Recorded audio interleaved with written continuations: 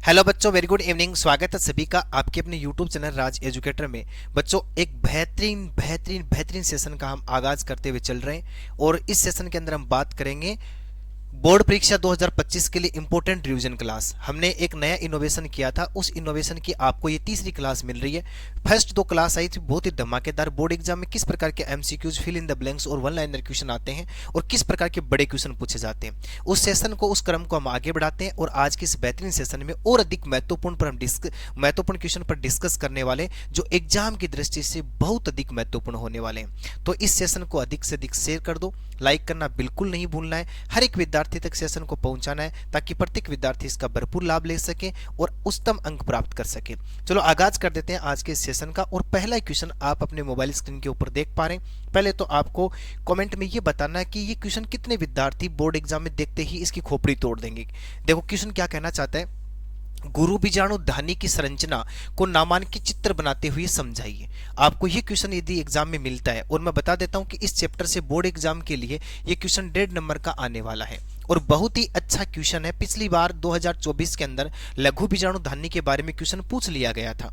तो अब एक क्वेश्चन को हम रूपरेखा बनाते हुए बात करते हैं कि गुरु बीजाणु धानी की संरचना क्या होती है, इसको चित्र बनाते हुए किस प्रकार से हम समझा सकते हैं। बच्चों, सबसे पहले हमें यह पता होना चाहिए कि गुरु बीजाणु धानी है क्या चीज।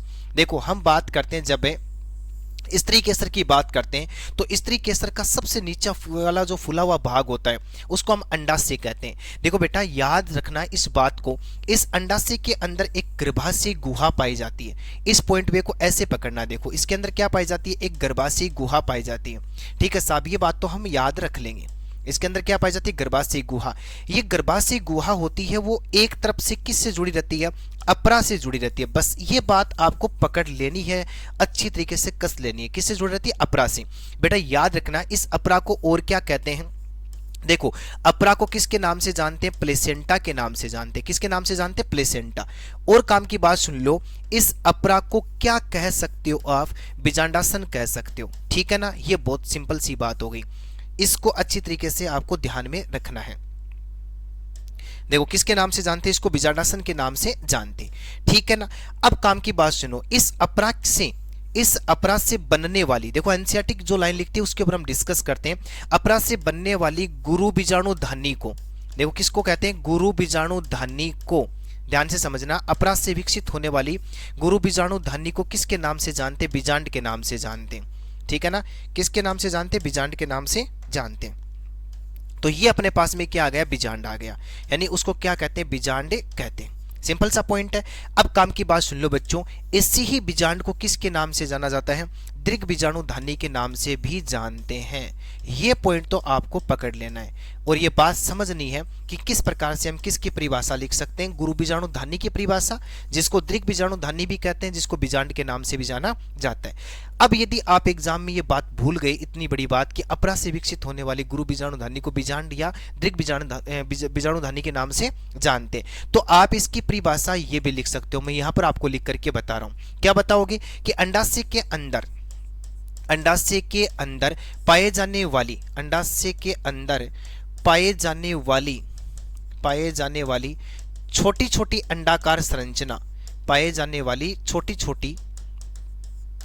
छोटी अंडाकार संरचना। यह बात आपको अच्छी तरीके से घोट करके पी लेनी है। पाए जाने वाली अंडाकार संरचना क्या कहलाती है, दीर्घ बीजाणु धानी कहलाती है, बीजांड कहलाती है ना। सिंपल सा पॉइंट, इतनी बातें तो आपको लिखनी है। अब काम की बात सुनो, जो इंपॉर्टेंट लाइन इसके बारे में बनती है उसके बारे में हम बात करेंगे। देखो क्या होता है कि जो बीजांड है ये एक वृंत के द्वारा, देखो मैं लिख देता हूं, बीजांड किसके द्वारा, बीजांड वृंत के द्वारा। ठीक है ना, बीजांड वृंत के द्वारा किससे जुड़ा रहता है, तो बच्चों अच्छी तरीके से खोपड़ी में फिट कर लेना। बीजांड वृंत के द्वारा अंडाशय के अपरा से जुड़ा रहता है। किससे जुड़ा रहता है, अंडाशय के अपरा से जुड़ा रहता है। ठीक है ना, ये एकदम सिंपल सा पॉइंट आपको याद रखना है, अंडाशय से जुड़ा रहता है।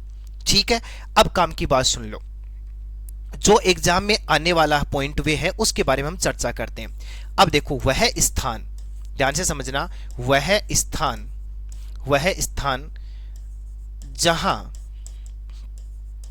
जहां बिजांड बिजांड वृंत के साथ जुड़ता है। यह एनसीईआरटी की बहुत महत्वपूर्ण लाइन है, जहां बिजांड बिजांड वृंत के साथ जुड़ता है, के साथ जुड़ता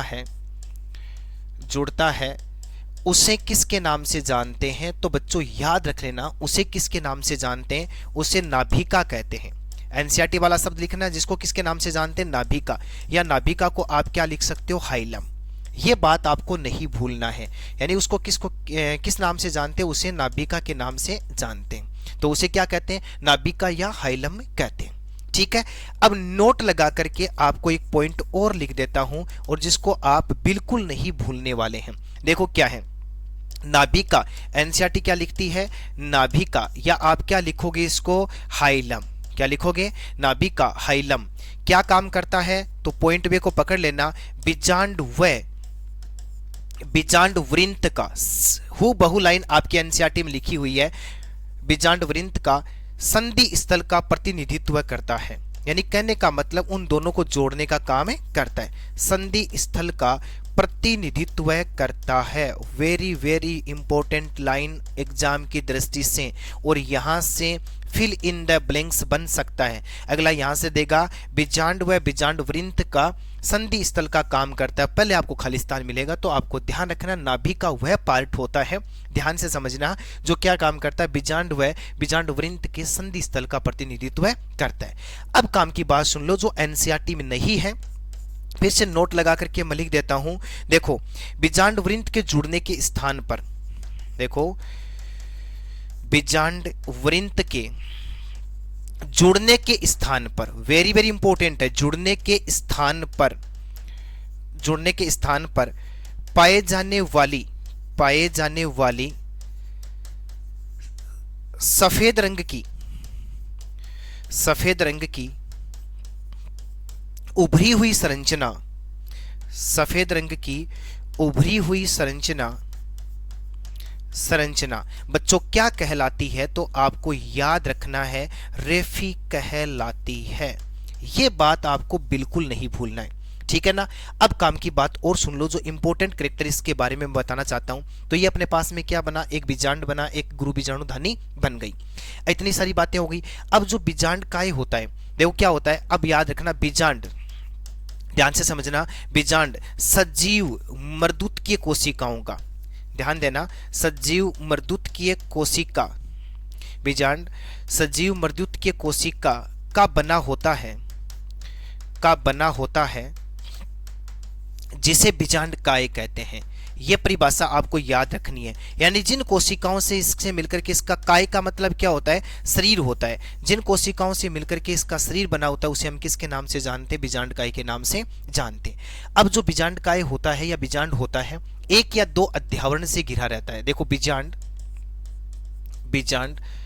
एक या दो आवरण से घिरा रहता है, या मैं सीधा लिख देता हूं, एक या दो अध्यावरण से घिरा रहता है, अध्यावरण से घिरा रहता है। यह बात आपको लिखनी पड़ेगी, तब जाकर के आपको 1.5 नंबर मिलने वाला है। यह बात लिख दोगे, यानी एक या दो अध्यावरण से घिरा रहता है, जिसको बाह्य अध्यावरण और अंत अध्यावरण के नाम से जानते हैं। अब लेकिन याद रखना, लेकिन बिजांड द्वार पर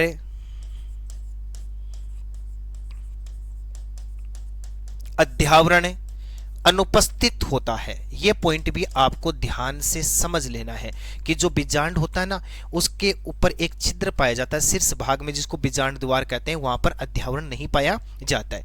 अब काम की बात सुन लो, बिजांड के शीर्ष पर स्थित, देखो बिजांड के शीर्ष पर स्थित छिद्र को बिजांड द्वार कहते हैं। किसके नाम से जानते हैं? बिजांड द्वार के नाम से जानते हैं, यानी माइक्रोपाइल के नाम से जानते हैं। सिंपल सा पॉइंट है, किसके नाम से जानते हैं? माइक्रोपाइल के नाम से जानते हैं, ठीक है। यह सिंपल सा पॉइंट अपने पास में आया।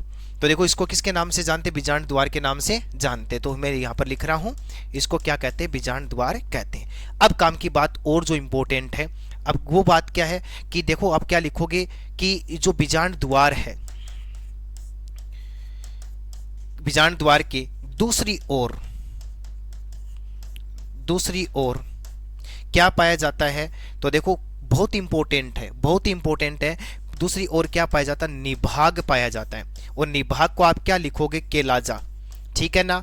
और कई बुक में इसको क्या कहा जाता है? चेलाजा, ठीक है। तो मैं लिख देता हूं, ये आपके सामने आपका बन गया चेलाजा। स्थित होता है, दूसरी ओर क्या होता है? यानी निभाग स्थित होता है। ये बात आपको याद रखनी है। ये अपने पास में गुरु बीजाणु ध्वनि होगी। सर जी इसका डायग्राम भी बनाना है। तो देखो डायग्राम की जब बात करते हैं तो ये अपने पास में क्या बनाना है? बीजांड बनाना है। इस बीजांड में देखो क्या होता है, यहाँ पर 3 कोशिकाएं होती हैं और यहाँ पर 3 कोशिका होती है और बीच में अपने पास में 2 केंद्रक आ जाते हैं। काम की बात सुन लो बच्चों, यहाँ पर इस प्रकार से आपको क्या दर्शाने हैं? 1 या 2 आवरण दर्शाने हैं, जिनको हम अध्यावरण के नाम से जानते हैं। ये डायग्राम सारे बच्चे आराम से बनाएंगे और एग्जाम की दृष्टि से काफी महत्वपूर्ण होने वाला है। फिर देखो क्या होता है, इस प्रकार से ये आवरण इसके ऊपर घिरे रहते हैं और ये वाला जो भाग होता है, ध्यान से इस डायग्राम को समझना है और बहुत इंपॉर्टेंट होने वाला एग्जाम की दृष्टि से ये डायग्राम वेरी वेरी इंपॉर्टेंट है। देखो इस प्रकार से आकर के यहां पर एक आपको दर्शा देना ये वाला भाग, ठीक है। अब मैंने आपको एक चीज बताई थी कि इसके अंदर रेफी पाया जाता है। यदि आप रेफी को दर्शाना चाहते हैं तो ये वाला जो भाग इसका क्या कहलाता है? रेफी कहलाता है। बोलो आराम से बना पाओगे? सर जी बिल्कुल बना लेंगे। देखो ये जो भाग है इसको देखो हम किसके नाम से जानते हैं? ये इसका हो गया हाइलम, ये इसका क्या कहलाता है? हाइलम। और ये इसके क्या कहलाते हैं? दोनों ही अध्यावरण, ठीक है साहब, ये तो हमें समझ में आया। और देखो ये वाला जो भाग है इसको बोलते हैं बीजांड द्वार। कौन सा भाग है इसका? माइक्रोपाइल वाला भाग है, यानी ये इसका क्या बन गया? बीजांड द्वार। और बीजांड द्वार के सामने का ये जो भाग होता है मेरे बच्चे, ध्यान देना, इसको किसके नाम से जानते हैं? निभाग या चेलाजा के नाम से जानते हैं। तो है ना इंपॉर्टेंट बातें। अब काम की बात सुन लो, इसके ऊपर जो 3 कोशिका हैं इनको हम किसके नाम से जानते हैं? प्रतिमुखी कोशिका के नाम से जानते हैं। ये अपने पास में प्रतिमुखी कोशिका, और एनसीईआरटी में जो लिखा हुआ है उसके हिसाब से यदि मैं इसको पढ़ना चाहूं, एंटीपोडल सेल यानी प्रतिव्यासांत कोशिका होती है। ये कैसी कोशिका होती है? प्रतिव्यासांत कोशिका। और ये आपके सामने इसका बन गया अंड समुच्चय, यानी जिसको अंड उपकरण के नाम से जानते हैं, जिसमें एक अंड कोशिका होती है और 2 सहायक कोशिका यहाँ पर आपको देखने को मिलती है। तो ये बहुत महत्वपूर्ण एग्जाम की दृष्टि से ये आपको डायग्राम बनाना है। इतनी बातें इसके बारे में आप लिखोगे तब जाकर के आपको मिलेगा 1.5 नंबर, ठीक है ना। एक काम की बात और लिख देता हूं, नोट लगा करके यहां डाल देता हूं कि बीजांड द्वार के समीप, देखो बीजांड द्वार के बहुत इंपॉर्टेंट शब्द है, ध्यान से समझना। क्या कहना चाहता है अगला?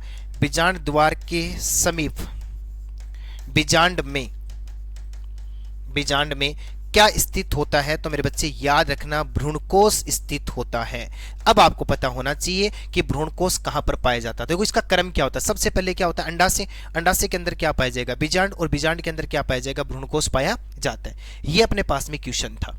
अब देखो अगला क्वेश्चन क्या कहना चाहता है कि भ्रूणकोश की संरचना का नामांकित चित्र बनाइए।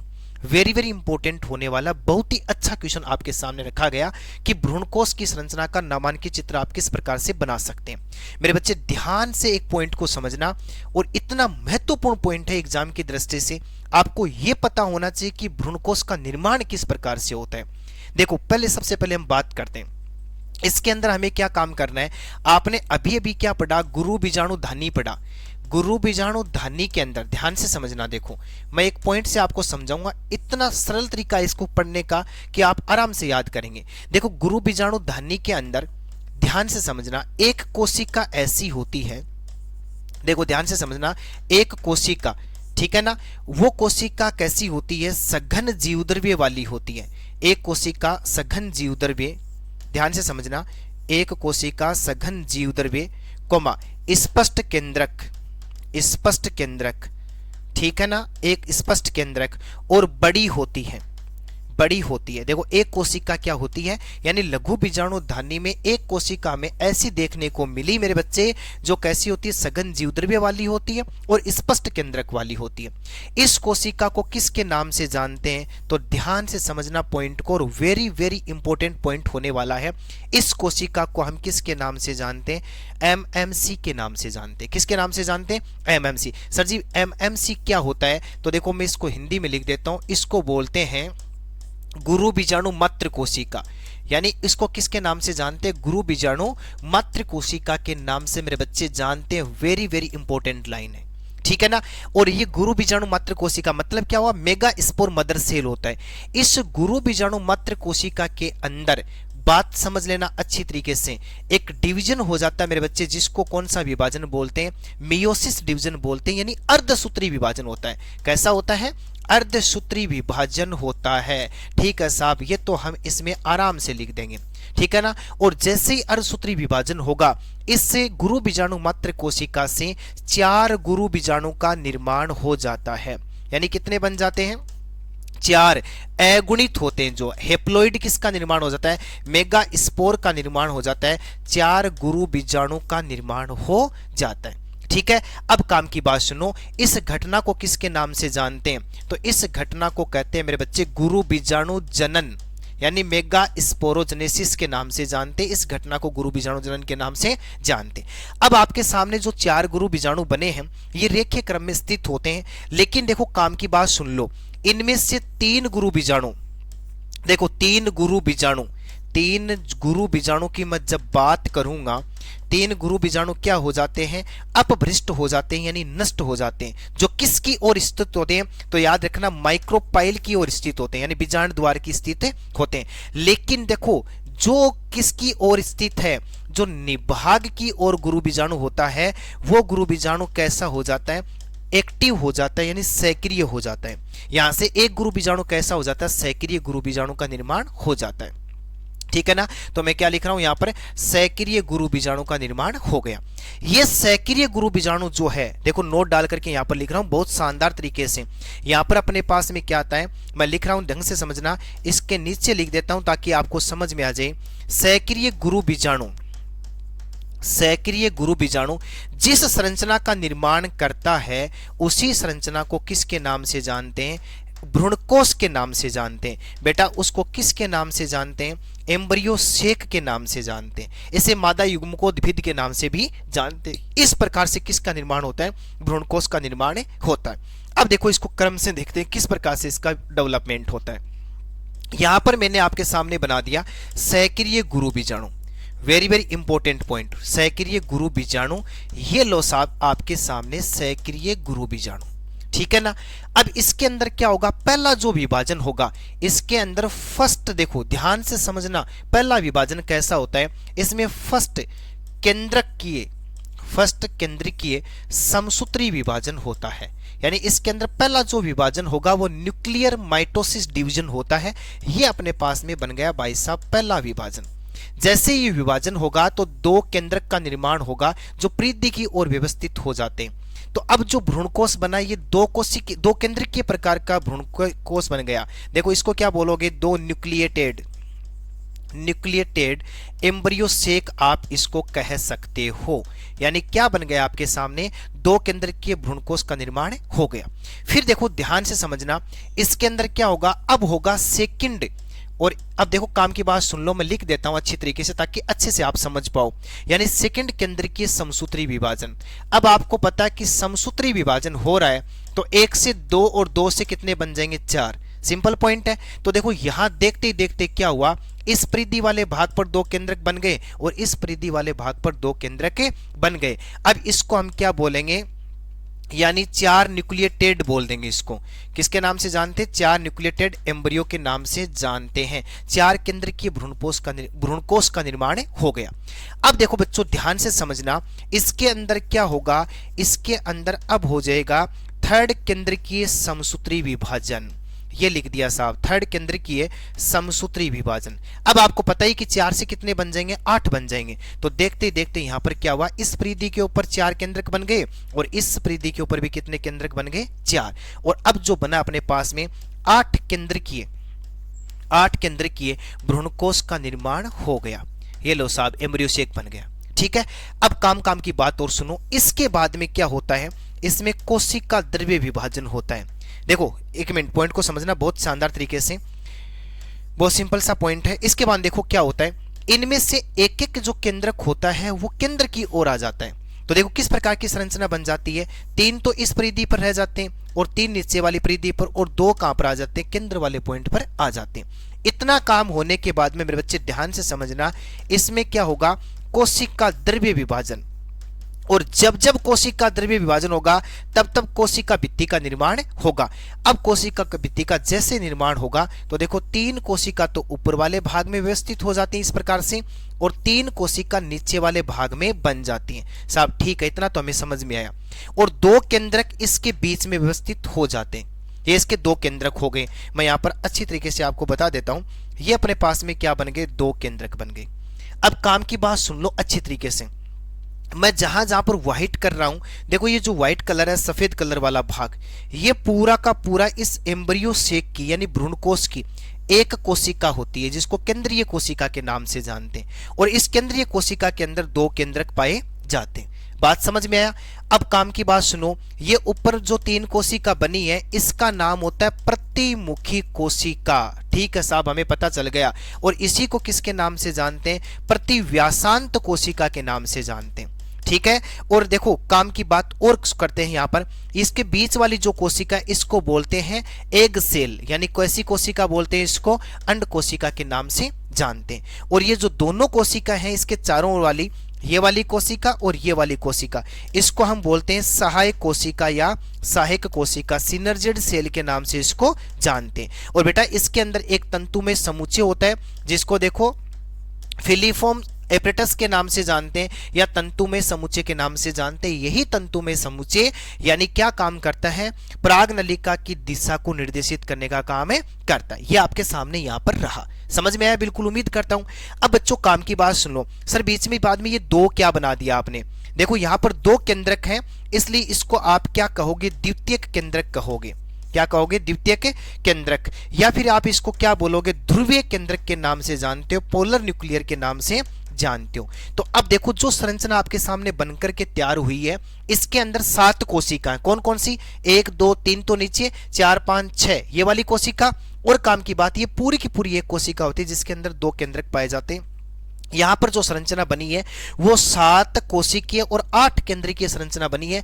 कई बार एग्जाम में ये क्वेश्चन बना है कि जो परिपक्व भ्रूणकोश जो आपके सामने है उसके अंदर कितने केंद्रक और कितनी कोशिकाएं पाई जाती हैं।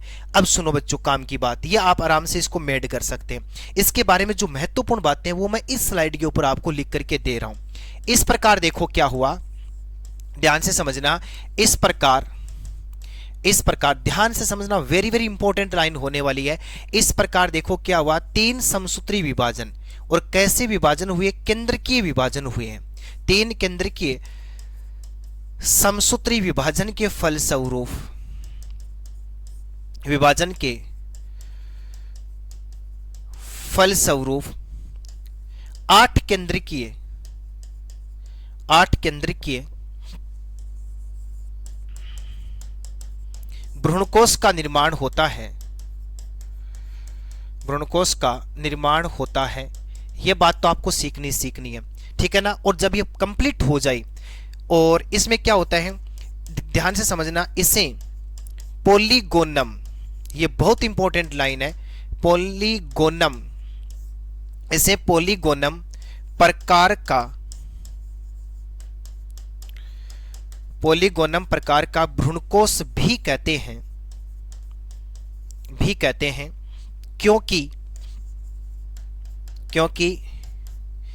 1879 में एक वैज्ञानिक आया जिसका नाम था स्टोर्सबर्गर। ध्यान से समझना इस पॉइंट को, जो आपके एनसीईआरटी में नहीं दिया हुआ है। स्टोर्सबर्गर ने पोलीगोनम, ध्यान से समझना और अच्छे से पढ़ना, पोलीगोनम डाइवेरिकेटम, शब्द देखना थोड़ा सा टफ लगेगा आपको, डाइवेरिकेटम में इसका अध्ययन किया था, में सर्वप्रथम इसका अध्ययन किया। ये पॉइंट है, ठीक है। अब नोट सुन लो काम की बात। ये जो भ्रूणकोश है, भ्रूणकोश, इसे ही किसके नाम से जानते हैं, मादा युग्मकोद्भिद के नाम से जानते हैं, यानी किसके नाम से जानते हैं, फीमेल गेमेटोफाइट के नाम से जानते हैं। और भ्रूणकोश ओब्लिक मादा युग्मकोद्भिद की, अच्छा पॉइंट है कि प्रारंभिक या प्राथमिक संरचना, प्राथमिक संरचना कौन होता है? सक्रिय गुरु बीजाणु होता है। क्या होता है? सक्रिय गुरु बीजाणु होता है। यह पॉइंट आपको याद रखना है। इस प्रकार से आपको किस में लिखना होगा? एक भ्रूण कोश के परिवर्धन में लिखना होगा। ये सारी की सारी बातें आपको लिखनी पड़ेगी, तब जाकर के आप इसको कंप्लीट करेंगे कि भ्रूण कोश की संरचना का डेवलपमेंट किस प्रकार से होता है। अब मैं सीक्वेंस को आगे बढ़ाता हूं और आपके सामने एक महत्वपूर्ण क्वेश्चन के ऊपर हम डिस्कस करेंगे। पुष्पी पादपों में दोहरा निषेचन। मैं कहता हूं बेटा घोल करके पी जाना, एक गिलास पानी लेकर के इस डेढ़ नंबर वाले क्वेश्चन को भी यहां पर आपको कवर करना है। वेरी वेरी इंपॉर्टेंट क्वेश्चन होने वाला है। क्या होता है भाई पुष्पी पादपों में दोहरा निषेचन? इसके बारे में हम डिस्कस करते हैं। देखो, इसको भी एक डायग्राम के माध्यम से समझने का प्रयास करेंगे। ये आपके पास में एक डायग्राम बना रहा हूं मैं, जो आपको इस बात को स्पष्ट कर देगा कि किस प्रकार से आपको इसको क्लियर करना है। ये आपके सामने एक वर्तिकाकार बनाई मैंने, ठीक है ना, और ये अपने पास में क्या बन गया भाई साहब? ये इसका भ्रूणकोश है, ठीक है ना। बीजांड में मैं सीधा किसको दिखाने का प्रयास कर रहा हूं? ये आपके पास में भ्रूणकोश का निर्माण मैंने कर दिया। चलो पूरा ही बना देता हूं बीजांड का नामांकित चित्र। ऐसे आपको ध्यान रखना है। ये आपका बीजांड हो गया। अब आपको सभी को पता है कि जब वर्तिकाकार के ऊपर परागकण आते हैं तो बताओ परागकण से क्या निकलेगी? सर जी परागनलिका निकलेगी। तो देखो यहां से इस परागकण से निकली एक परागनलिका, और वो परागनलिका क्या काम करती है? बीजांड द्वार से होती हुई एक सहायक कोशिका में प्रवेश कर जाती है इस प्रकार से, ठीक है ना। और क्या काम करेगी? आपको पता ही है कि इसके अंदर क्या पाए जाते हैं? दो नरयुग्मक पाए जाते हैं भाई साहब, ये तो हमें पता ही है। इसके अंदर क्या पाए जाते हैं? दो नरयुग्मक पाए जाते हैं। अब देखो काम की बात सुनो। इस परागकण से ये परागनलिका निकली और बीजांड द्वार से होती एक सहायक कोशिका में प्रवेश कर गई, और मैंने आपको रटा रखा है, आपको अच्छे से पता। देखो मैंने ऐसे यहां पर दो सहायक कोशिका बनाई। बच्चों आपको पता है इस सहायक कोशिका के अंदर तंतुमय समुच्चय पाया जाता है, और वो तंतुमय समुच्चय क्या काम करता है? कुछ रासायनिक पदार्थों का स्राव करता है, और वो रासायनिक पदार्थ जो होते हैं वो परागनलिका को आकर्षित करने का काम करते हैं, यानी उसको दिशा देने का काम करते हैं। अब जैसे ही क्या होता है, ये परागनलिका इस सहायक कोशिका में पहुंचती है, तो देखो इस प्रकार से ये सहायक कोशिका का जीवद्रव्य है, तो क्या काम करेगी? उस जीवद्रव्य के अंदर नरयुग्मक को क्या कर देगी? छोड़ देती है। अब बेटा क्या होगा? यहां पर पॉइंट वे को समझना जो इंपॉर्टेंट होने वाला है एग्जाम की दृष्टि से, वेरी वेरी इंपॉर्टेंट होने वाला है। यहां पर देखो आपको ये कोशिका जो दिख रही है, इस कोशिका को हम बोलते हैं अंड कोशिका। कौन सी कोशिका बोलते हैं? अंड कोशिका। अब काम की बात सुनो, अंड कोशिका की यदि मैं बात करूं तो क्या आप कमेंट में बता सकते हैं कि कौन सा युग्मक है? नरयुग्मक है या मादा युग्मक? तो सर जी हमें पता चला कि ये अपने पास में क्या है? मादा युग्मक है। चलो ठीक है बच्चा, ध्यान देना, ये अपने पास में मादा युग्मक है। और ये कैसा होता है? तो हमें पता एन होता है। एन का मतलब क्या होता है? हेप्लोइड होता है, यानी अगुणित होता है। बच्चों काम की बात ये है, यहां से जो नरयुग्मक आए हैं, देखो ये नरयुग्मक इस प्रकार से आएंगे, तो एक नरयुग्मक किसके साथ में जुड़ जाता है? अंड कोशिका के साथ में जुड़ जाता है। देखो काम की बात, अब मैं यहां इसको लिख करके बता रहा हूं ताकि आपको अच्छे से समझ में आए। पॉइंट वे को पकड़ना, देखो क्या होता है अच्छी तरीके से। तो आप लिखोगे क्या? आप इसके बारे में लिखेंगे किस प्रकार से, उसकी बात करते हैं। तो देखो क्या होता है कि परागकण से परागनलिका निकलती है, उस परागनलिका के अंदर दो नरयुग्मक होते हैं, जो क्या होता है कि सहायक कोशिका के जीवद्रव्य के अंदर उसको छोड़ दिया जाता है। एक नरयुग्मक क्या काम करेगा? अंड कोशिका के साथ में जुड़ेगा। तो देखो मैं यहां लिख रहा हूं नरयुग्मक, ठीक है ना। और नरयुग्मक कैसा होता है? एन होता है। और प्लस में कौन सी कोशिका के साथ में जुड़ गया? अंड कोशिका के साथ में जुड़ गया, एग सेल के साथ में वो जुड़ गया, ठीक है साहब। और वो भी कैसी? अपने पास में एन। अब आपको पता ही है कि एन और एन मिलकर के किसका निर्माण कर देते हैं? 2n का निर्माण कर देते हैं, यानी किसको बनाने का काम करते हैं? युग्मनज को बनाने का काम करते हैं। आगे बात समझ में। जैसे ये दोनों युग्मक मिलते हैं, या तो देखो आप इसको क्या बोलोगे? युग्मक संलयन कह सकते हो बेटा। क्या कह सकते हो? इसको युग्मक संलयन कह सकते हो। अब देखो मैं आगे वाली स्लाइड पर आपको बता देता हूं काम की बात। यहां पर देखो अपने पास में क्या हुआ? n प्लस का n, और अपने पास में क्या आया था? 2n आ गया था, है ना। और इस घटना को किसके नाम से जानते हैं हम? सिनगेमी बेटा, जिसको किसके नाम से जानते हैं? युग्मक संलयन के नाम से जानते हैं। या इसको आप क्या कह सकते हो? वास्तविक निषेचन कह सकते हो। इसको किसके नाम से जानते हो? वास्तविक। ये लिख दिया मैंने प्रथम निषेचन, ठीक है ना। ये अपने पास में क्या हो गया? प्रथम निषेचन। और जिसके फलस्वरूप जो संरचना बनी है, इसको हम बोलते हैं युग्मनज, यानी यहां पर किसका निर्माण हो गया? जाइगोट का निर्माण होगा मेरे बच्चे, ठीक है ना। और ये कैसी संरचना होती है, हमें पता है ये द्विगुणित संरचना होती है। पहला पोर्शन तो आपके सामने ये आया, ठीक है। अब क्या होगा, ध्यान से समझना और पॉइंट को अच्छी तरीके से नोट कर लेना। अब मेरे सामने कौन सा युग्मक आएगा, दूसरा नरयुग्मक आएगा, ठीक है। अब देखो क्या होगा, ये दूसरा नरयुग्मक किसके पास में चला जाएगा, वेरी वेरी इंपॉर्टेंट लाइन है, ये किसके साथ में चला जाएगा, ध्रुवीय काय के पास में जाएगा। अब आपको पता ही है कि ध्रुवीय काय को थोड़ी देर पहले हम पढ़ के गए, द्वितीय केंद्रक कहते हैं, यानी वो कैसा होता है 2n। अब देखो n प्लस का, देखो ये अपने पास में n है और यहाँ पर अपने पास में क्या हुआ 2n, और दोनों जैसे मिल जाते हैं तो एक त्रिगुणित संरचना का निर्माण हो जाता है, ठीक है। अब देखो यहां पर जैसे त्रिगुणित हुआ, इसका मतलब कितने केंद्रक मिल गए साहब, 3, जिसको किसके नाम से जानते हैं, त्रिसलियन के नाम से जानते हैं। इतना याद रह जाएगा। तो यहां पर देखो निषेचन कितनी बार हुआ है, 2 बार हुआ है, एक बार दोनों गेमेट मिल गए, एक बार अपने पास में ध्रुवीय काय। तो देखो अब हम क्या बोलेंगे, प्रथम निषेचन, ठीक है ना, प्रथम निषेचन कह सकते हो आप, या बेटा क्या कह सकते हो, सत्य निषेचन, या आप क्या कह सकते हो, वास्तविक निषेचन। यह बात आपको याद रखनी है। तथा त्रिसलियन, त्रिसलियन, त्रिसलियन को सम्मिलित रूप से, त्रिसलियन को सम्मिलित रूप से क्या कहा जाता है, दोहरा निषेचन कहा जाता है। सम्मिलित रूप से क्या कहते हैं, दोहरा निषेचन कहते हैं। यह बात आपको अच्छी तरीके से रट्टा लगानी है, इसको डबल फर्टिलाइजेशन के नाम से जानते हैं साहब, ये बात हमें पता चल गई। इसको क्या कहते हैं, दोहरा निषेचन, ठीक है। अब देखो क्या होगा, अब याद रखना, मैं यहां पर बता देता हूं कि देखो क्या होगा, एक तो अपने पास में क्या बन गया, दोहरे निषेचन में मैं लिख रहा हूं, दोहरे निषेचन में, दोहरे निषेचन में, दोहरे निषेचन में युग्मनज बनता है, बनता है जो आगे चलकर भ्रूण का परिवर्धन करता है, एम्ब्रियो का परिवर्धन करता है। यह बात भी काम की है, भ्रूण का परिवर्धन करता है, तथा क्या लिखा हुआ है, तथा अपने पास में क्या बना, जो त्रिसलियन हुआ था, त्रिसलियन के फलस्वरूप, तथा त्रिसलियन के फलस्वरूप त्रिगुणित, ध्यान से समझना, त्रिगुणित प्राथमिक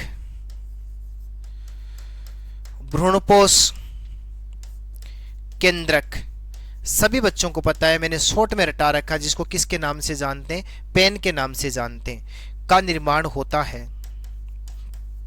का निर्माण होता है, जो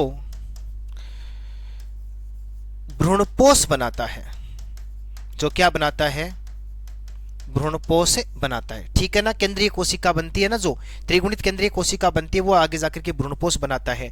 अब नोट में आपको क्या लिखना है, नोट में ये लिखना है, दोहरा निषेचन, एनसीईआरटी की लाइन लिख करके दे रहा हूं, दोहरा निषेचन आवृत बीजी पादपों, आवृत बीजी पादपों का अद्वितीय गुण है। यह बात आपको याद रखनी है, ठीक है ना, अद्वितीय गुण माना जाता है। ये बातें आपको इसके बारे में नोट करनी है। अब काम की बात, जो सबसे महत्वपूर्ण है, उसके बारे में मैं आपको यहां अलग से लिख करके बता रहा हूं, ढंग से समझना पॉइंट वे को, हमें क्या कहना चाहता है। अच्छा क्वेश्चन यहां पर बन रहा है अपने पास में, ये जो दोहरा निषेचन है बेटा, इसकी खोज करने वाले वैज्ञानिक को मैं यहां पर लिख करके बता रहा हूं। एक वैज्ञानिक आया जिसका नाम था नवासचिन। नवासचिन नामक वैज्ञानिक ने लीलियम तथा फ्रिटिलेरिया में, लीलियम तथा फ्रिटिलेरिया, फ्रिटिलेरिया में 1898 में दोहरे निषेचन की खोज की, दोहरे निषेचन की खोज की। यह पॉइंट आपको अलग से पकड़ना है, ठीक है ना। ये अपने पास में ये क्वेश्चन हो गया। अब एक नया क्वेश्चन जिसके ऊपर हम डिस्कस करने वाले हैं, जो बहुत अधिक महत्वपूर्ण होने वाला है एग्जाम की दृष्टि से, और ये क्वेश्चन हमें क्या कहना चाहता है इसके बारे में हम डिस्कस करते हैं। ठीक है, देखो क्वेश्चन क्या अपने पास में, ये क्वेश्चन बहुत ही महत्वपूर्ण है। देखो, भ्रूण परिवर्तन को समझाइए। ये क्वेश्चन आपको बहुत अच्छी तरीके से याद करना है, और ये एग्जाम की दृष्टि से मैं लिख देता हूं 2025 एक बार फिर से रामबाण साबित होने वाला है कि भाई भ्रूण का डेवलपमेंट किस प्रकार से होता है, इसको अच्छे से समझना। देखो हम क्या बात करेंगे, एक वैज्ञानिक आया जिसका नाम था हेनस्टीन। सबसे पहले तो आपको यह बात याद रखनी है, वैज्ञानिक था हेनस्टीन। हेनस्टीन नामक वैज्ञानिक ने बर्सा कैप्सेला, एक शब्द पकड़ना ढंग से, बर्सा कैप्सेला पेस्टोरिस, पेस्टोरिस, ठीक है ना। और ये कैसा पादप है, द्विबीजपत्री पादप था, एक द्विबीजपत्री पादप में किसकी खोज की थी, भ्रूण परिवर्तन की खोज की थी। ठीक है ना। अब काम की बात सुनो कैसे, ये अपने पास में मेरे लाडले जाइगोट है। अभी थोड़ी देर पहले हमने एक बात किया था कि युग्मनज से किसका निर्माण होता है, भ्रूण का डेवलपमेंट होता है। बेटा ध्यान से समझना, अच्छी तरीके से याद कर लेना। यदि आप एग्जाम में आरेखीय निरूपण भी कर पाते हैं तो भी आपको पूरे में से पूरे नंबर मिलने वाले हैं, थ्योरी लिखने की आवश्यकता नहीं है। देखो क्या करना है आपको, ये जाइगोट है, इसमें पहला विभाजन कर देना आपको, अनुप्रस्थ विभाजन। मैं जैसे इसके अंदर अनुप्रस्थ विभाजन करूंगा तो दो कोशिका बन जाती हैं, एक ऊपर वाली कोशिका, एक नीचे वाली कोशिका। बेटा इस कोशिका को कहा जाता है, ध्यान से समझना, इस कोशिका को हम बोलते हैं शीर्षस्थ कोशिका, यानी एपिकल सेल के नाम से इसको जानते हैं।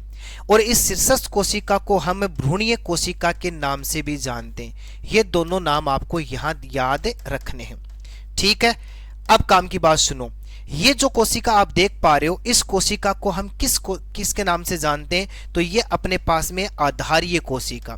ठीक है साहब, ये तो हमें समझ में आया, आधारीय, जिसको आप सिनर्जेड, देखो इसको किसके नाम से जानते हैं, सस्पेंसर सेल के नाम से भी जानते हैं। किसके नाम से जानते हैं, सस्पेंसर, बहुत इंपॉर्टेंट है ये, इसको सस्पेंसर कोशिका के नाम से जानते हैं। सर सस्पेंसर क्या है, तो आपको आगे याद रखना है, एक विशेष प्रकार की संरचना बनती है जिसको निलंबक कहते हैं, इतना याद रह जाएगा।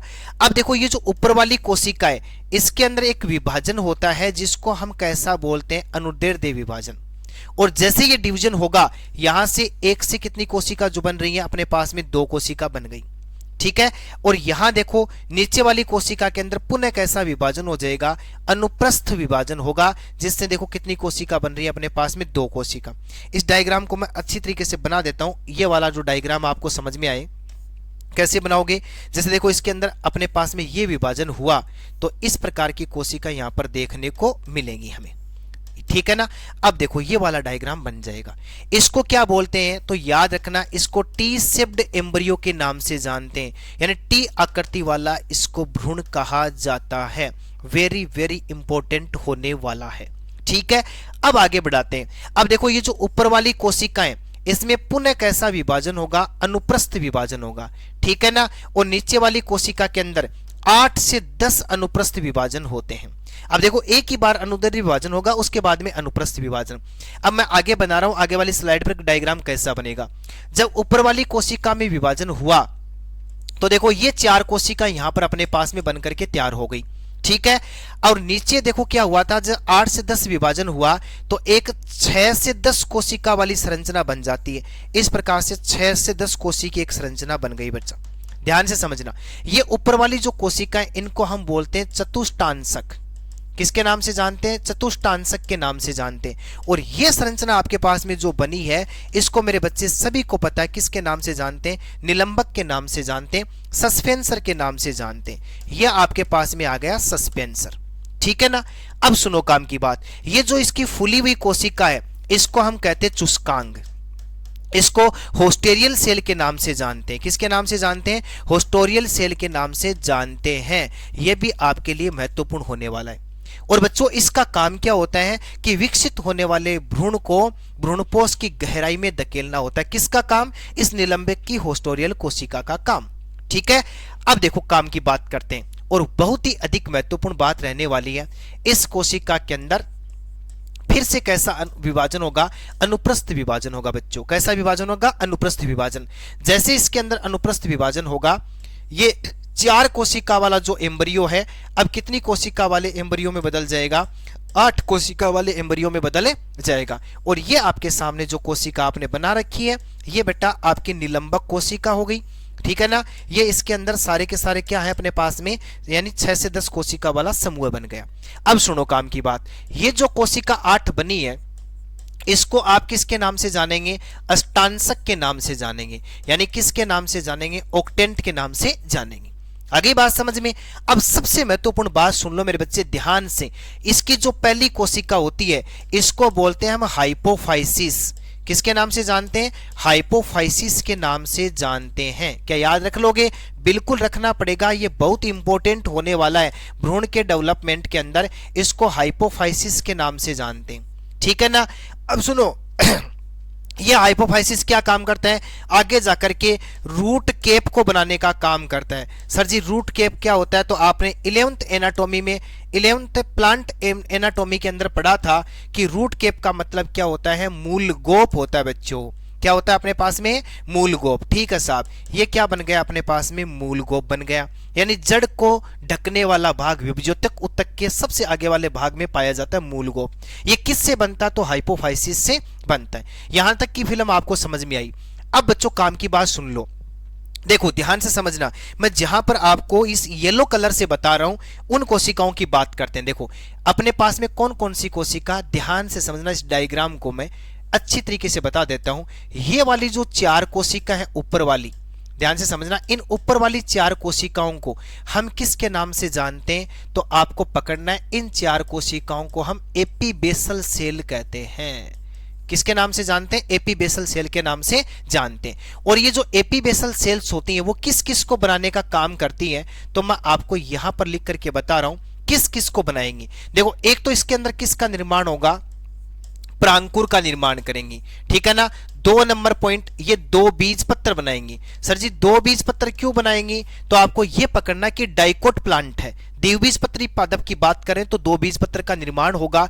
और इसके अंदर क्या बन जाता है, तो देखो एपी बेसल कोशिका जो होती है ना, ध्यान से समझना, ये क्या काम करती है, जैसे देखो आपने क्या लिखा, प्रांकुर का निर्माण करेगी, 2 बीज पत्र को बनाने का काम करेगी। और क्या बनाएगी, तो ध्यान से समझना, ये बीज पत्रोपरिक बनाएगी।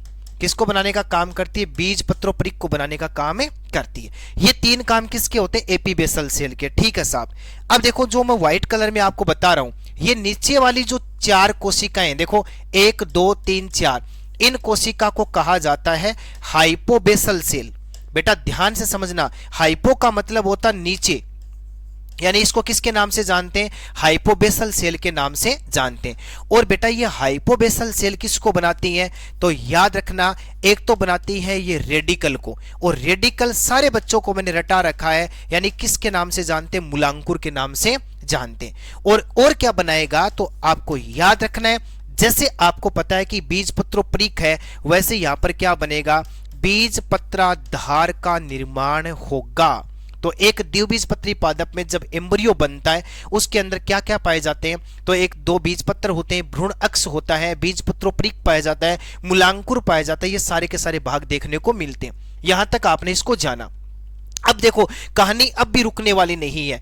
ये जो आप यहां पर देख पा रहे हैं, इसके अंदर मेरे बच्चे ढंग से समझना, ये सारी की सारी जो कोशिकाएं होती हैं ये क्या काम करती हैं, परिणत विभज्योतक। देखो ये सारे के सारे ऊतक विभज्योतक ऊतक होते हैं, तो यहां पर परिणत विभाजन होगा। और परिणत कैसा, परिणत समसूत्री विभाजन होगा। तो क्या होगा कि जो ये 8 कोशिका वाला जो एम्ब्रियो है ये 16 कोशिका वाले एम्ब्रियो में बदल जाएगा। साहब ऐसे कैसे, तो देखो पकड़ना आपको, ये आपके सामने मैंने बना दी 8 कोशिका। देखो 1 2 3 4 5 6 7 8, इनके चारों ओर फिर से देखो कितनी कोशिका और बन जाती हैं, 8 कोशिका बन जाती है। साहब कौन कौन सी, जैसे देखो 1 बन गई, ये दूसरी बन गई, ये तीसरी, ये चौथी, ये 5 नंबर, ये 6 नंबर, ये 7 नंबर, और ये अपने पास में 8 नंबर, ठीक है ना। अब काम की बात सुन लो, ये नीचे आपका निलंबक जो मैंने बार बार बनाया है और आपको अच्छे से समझाया है, ठीक है। ये जो आपके सामने एम्ब्रियो बना है, इस एम्ब्रियो को ग्लोबुलर एम्ब्रियो के नाम से जानते हैं, यानी इसको किसके नाम से जानते हैं, ग्लोबुलर भ्रूण के नाम से जानते हैं। ठीक है, अब देखते ही देखते क्या होगा कि इसके अंदर विभाजन तो रुकने वाले थे नहीं, और यहां पर कैसा विभाजन फिर से हो गया, यानी परिणत विभाजन हो गया, और परिणत समसूत्री विभाजन विभज्योतक ऊतक है, बार बार विभाजित होने की इसके अंदर प्रोसेस पाई जाती है। तो देखो इसके अंदर क्या होता है कि जो बाहर वाली 8 कोशिकाएं जो होती हैं, देखो 1 2 3 4 5 6 7, ये 8 कोशिकाएं क्या काम करती हैं, डर्मेटोजन बनाती है, त्वचाजन बनाती हैं, और देखते देखते ग्लोबुलर एम्ब्रियो की आकृति हृदयाकार हो जाती है, हार्ट शेप्ड हो जाती है। और देखो किस प्रकार की संरचना यहां पर देखने से बनती है, यह आपके सामने आपका निलंबक जो मैं यहां पर बना करके आपको बता रहा हूं, बन गया। यहां से देखो क्या होता है, इस प्रकार से इसकी आकृति बन जाती है बच्चों। वेरी वेरी इंपॉर्टेंट है, बोर्ड एग्जाम की दृष्टि से एक रामबाण खुराक साबित होने वाली है। अच्छी तरीके से आपको घोट करके इसके बारे में रट्टा लगाना है। ये आपके पास में जो आकृति बनी है वो हृदयाकार आकृति बन गई बच्चों। ये जो 8 कोशिकाएं बाहर वाली होती है, ये देखते देखते डर्मेटोजन यानी त्वचाजन को बनाने का काम करती हैं। इसके भीतर की ओर ये जो संरचना होती है ये वलकुट जन बन जाती है, और सबसे भीतर की ओर अपने पास में क्या बन जाता है, रंभ जन का निर्माण हो जाता है। यह अपने पास में जो एम्ब्रियो बना है, इस प्रकार के एम्ब्रियो को हृदयाकार एम्ब्रियो के नाम से जानते हैं। यह बन गया अपने पास में हृदयाकार भ्रूण। ठीक है, अब कहानी सुनो, अभी भी इस फिल्म का दी एंड नहीं हुआ है। अब देखो हृदयाकार जो एम्ब्रियो होता है वो जाकर के परिपक्व एम्ब्रियो में बदल जाता है, मैच्योर एम्ब्रियो यानी परिपक्व भ्रूण में बदल जाता है। और उसकी संरचना आप कैसे बनाओगे, तो आप इस प्रकार से इसकी संरचना को मेड कर सकते हैं आराम से। देखो ये वाला भाग बन गया, ये वाला भाग, यहां पर अपने पास में ये वाला भाग। ठीक है, यहां पर देखते देखते देखो इस प्रकार की संरचना आपको बनानी है, और ये वाला भाग आपके सामने निर्मित है, इसका भाग बन गया साहब। ठीक है ना, ये आपको ध्यान से समझना है इसको और इस डायग्राम को, ये वाला भाग इस प्रकार से। ठीक है बेटा, और इस भ्रूण के अंदर ये जो 2 भाग देख रहे हो, इनको मैं यहां पर लिख देता हूं, इनको कहते हैं बीज पत्तर, और ये आपका यहां पर हो जाएगा, ध्यान से समझना, इसको बोलते हैं प्रांकुर। और यहां पर अपने पास में देखो ध्यान से समझना, ये अपने पास में बीज पत्रोपरीक हो गया।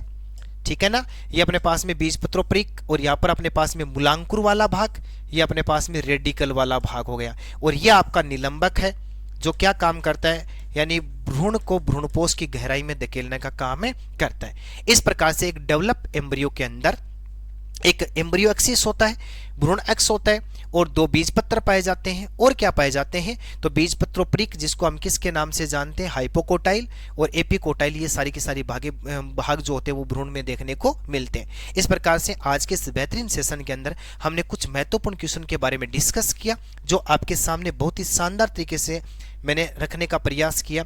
सबसे पहले हम बात कर रहे थे, डिस्कस कर रहे थे आज के इस बेहतरीन सेशन के अंदर, जो आपके सामने एक शानदार सा क्वेश्चन देखने को मिला, वो था अपने पास में ढंग से समझने वाली बात है, ये वाला अपने पास में आया।